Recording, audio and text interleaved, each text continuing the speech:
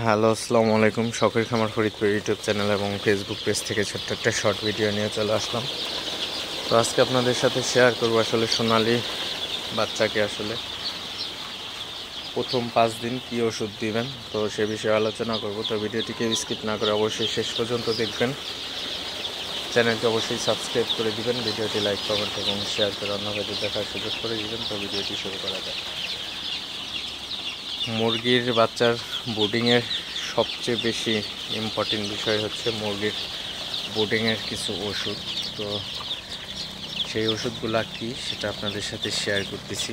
তো মুরগির বাচ্চাকে কিন্তু আপনার সবচেয়ে বেশি ইম্পর্টেন্ট যে দুটো ওষুধ, যারা খামারি আছেন তাদের অতি পরিচিত এবং যারা নতুন উদ্যোক্তা হতে চাচ্ছেন তো তাদেরও বিষয়টা খুবই জানা দরকার।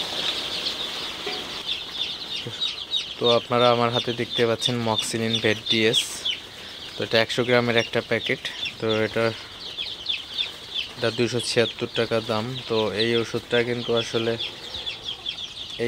এই ওষুধ, এটার পরিবর্তে কিন্তু রেনামক্সও আছে, আপনারা একটা দিলেই হবে।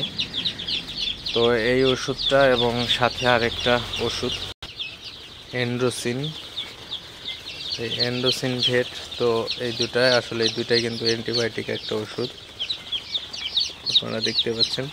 তো এই ওষুধটার দাম হচ্ছে 241 টাকা।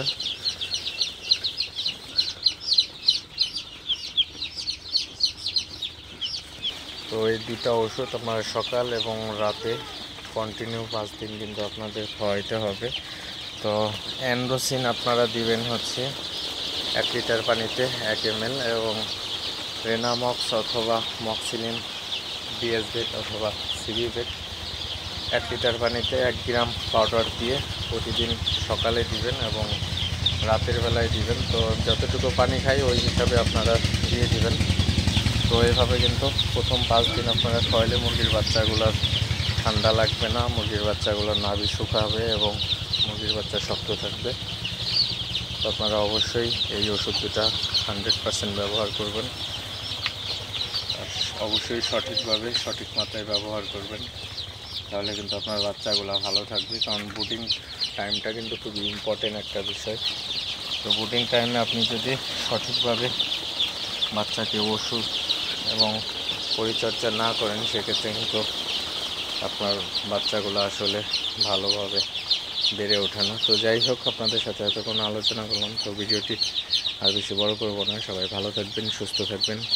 শখের খামার ফরিদপুর ইউটিউব চ্যানেলটি অবশ্যই সাবস্ক্রাইব করবেন, ভিডিওটি লাইক, কমেন্ট এবং শেয়ার করে অন্য ভাইদের দেখার সুযোগ করে দিবেন। তো দেখাবে অন্য কোনো নতুন ভিডিওতে। আসসালামু আলাইকুম।